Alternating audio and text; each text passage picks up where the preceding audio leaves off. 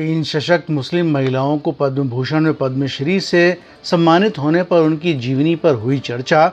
Oxford academy school में quiz programme में Fatima Sheikh team ने मारी बाजी।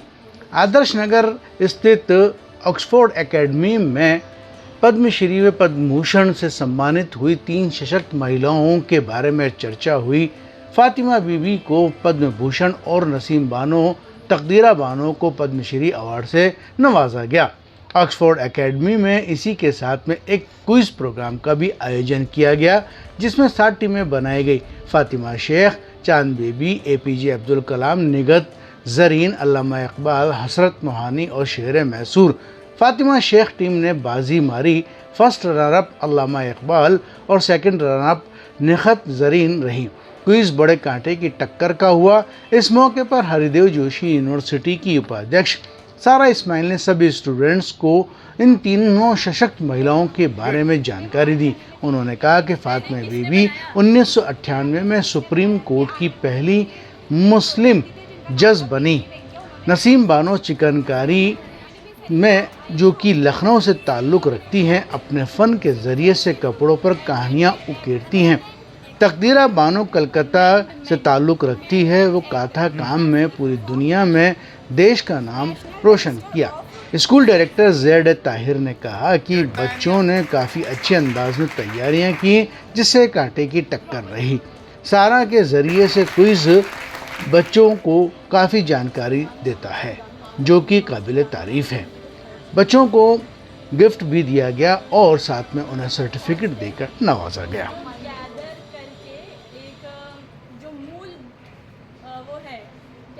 सिद्धांत उसको जोड़ा, वो प्रस्तावना है। जो basic soul of the constitution है वो preamble. You can change the code. Right to against remedies, क्या right to constitution remedies, right to freedom of. अभी तुम्हारी टीचर भी बता के रही है, चीटिंग तो ढंग से करो। Right to education, right to equality. हाँ, संविधान यानी कॉन्स्टिट्यूशन को तैयार होने में कितना समय लगा? उधर से टीम का नाम थोड़ा तेज बोलो, सब लोग सुन रहे हैं। 1930 में कांग्रेस ने हिंदू, सिख, पारसी और बौद्ध। आप भी बता सकते हैं। ये लोग इंडियन ब्रिटिश जो बाहर से आए थे, उनको कानून दिलाना, उनको नागरिकता दी जा सके। ठीक, ओपिनियन दीजिए। फातिमा शेख थर्ड होनी चाहिए है। वो आई है हमारी निगत जरीन।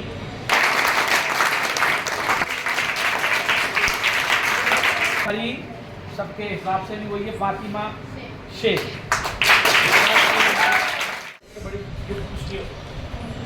तालियां। थैंक यू बोलो सबको। इनको पता है मैं आपको शेयर करती हूँ। 3 पद्मश्री अवार्ड से सम्मानित किया गया। पद्मश्री अवार्ड आपको पता है गवर्नमेंट ऑफ इंडिया देती है। तो इंडिया के अंदर एक one of the biggest awards में अब क्योंकि हमें पता ही है कि हम मुस्लिम व्यक्तियों के बारे में बात कर रहे हैं, तो ये जो 3 व्यक्ति हैं ये भी मुस्लिम हैं। लेकिन ये केवल मुस्लिम नहीं, ये मुस्लिम महिलाएं हैं, जो कि आपके ऊपर एक बैरियर है माइनॉरिटी का और दूसरा बैरियर है आपका जेंडर का। इन दोनों बैरियर को तीनों मुस्लिम महिलाओं ने ब्रेक किया और तीनों का फील्ड अलग अलग था। ठीक है, एक तो हमारी इंडिया की फर्स्ट जस्टिस मुस्लिम महिला कौन है? फातिमा बीवी। ठीक है, एंड फातिमा बीवी जो है वो ये याद रखना, आपके आगे जाकर भी काम आएगा, जनरल नॉलेज का क्वेश्चन है। भारत की पहली मुस्लिम महिला जो सुप्रीम कोर्ट की जस्टिस बनी, फातिमा बीवी। ठीक है, इन्होंने शाहबानो जैसे जो केसेस थे जिसके अंदर महिलाएं वैसे बहुत एक्टिवली काम कर रही थी, लेकिन आपको एज अ लॉ स्टूडेंट या फिर एज अ लॉयर या जज भी, आप जब महिला हो और ऐसे कंट्रोवर्शियल केस के ऊपर काम करने के लिए दिया जाता है, तो आपको बहुत करेजियस होना पड़ता है।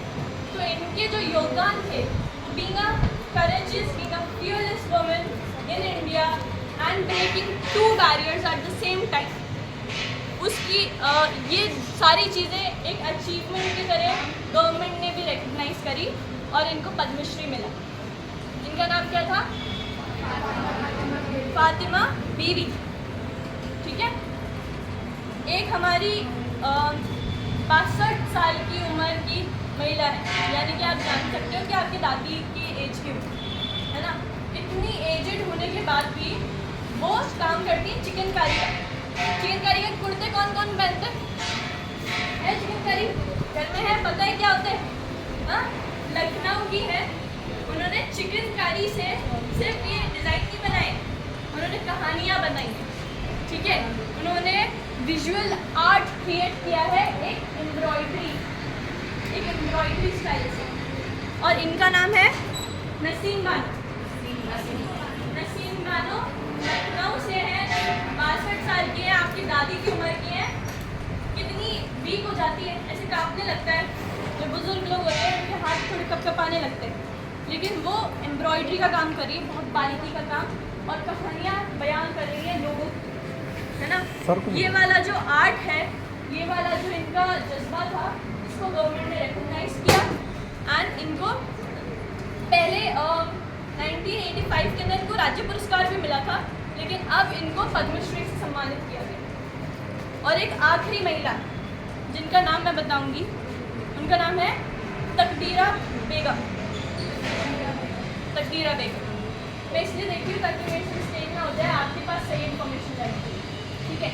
तकदीरा बेगम जो है वो भी आर्टिसन ही है। ठीक है। एक आर्ट होता है कांथा वर्क, पता है? एम्ब्रॉयडरी काइंड ऑफ ही होता है, वो स्टिचिंग का काम होता है ना। वो भी कांथा जो काम है बंगाल से है, तो ये उस काम के लिए मशहूर है। ये जो आर्ट फॉर्म वाला हो गया, ये आर्ट फॉर्म्स इंडिया की पहचान है। हमारी डाइवर्सिटी इन आर्ट फॉर्म्स में, इन फोक टेल्स में बसती है। ठीक है।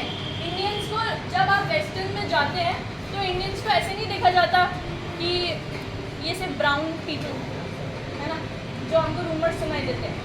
इंडियंस को ऐसे भी देखा जाता है कि ये बहुत कल्चरली स्ट्रॉन्ग लोग हैं, इनका जो कल्चर है ये इनके साथ अटैच होके आता है। कहीं पे भी जाएंगे इंडियन का कल्चर हमेशा अटैच होके आएगा। तो ये जो आर्ट है ना, इसको जिंदा रखना इन महिलाओं का काम था, और इन्होंने वो काम बखूबी निभाया, इसलिए गवर्नमेंट ने इनको सम्मानित किया। अब आप सोचोगे कि एम्ब्रॉयडरी तो मैं भी कर लूँगी, है स्टोरी तो मैं भी बना दूँगी, लेकिन उस आर्ट फॉर्म को लोगों तक पहुँचाया, है ना। जब उनके ऊपर स्पॉटलाइट डली, आपको अभी सर ने बताया था ना कि किसी एक की जब तरक्की होती है तो उसकी पूरा सोसाइटी जो उसके पीछे चल रही है उसकी भी तरक्की होगी। तो जब इनके ऊपर स्पॉटलाइट डली कि ये एक ऐसा आर्ट फॉर्म को अभी भी प्रैक्टिस कर रही हैं, तो उस आर्ट फॉर्म के ऑल ओवर जो कम्युनिटी थी उसके ऊपर भी स्पॉटलाइट गई, तो इसलिए इनको भी पद्मश्री मिला। ठीक है। कौन कौन सी नाम बताया मैंने? तकदीरा बेगम बंगाल से, नसीम बानो लखनऊ से, ठीक है। फातिमा बीवी हमारी जो जस्टिस है। ठीक है। इन तीनों के नाम याद रखो, इन तीनों के काम याद रखो, और आज जितनी भी बात करी है उन्हें याद रख लेना। अब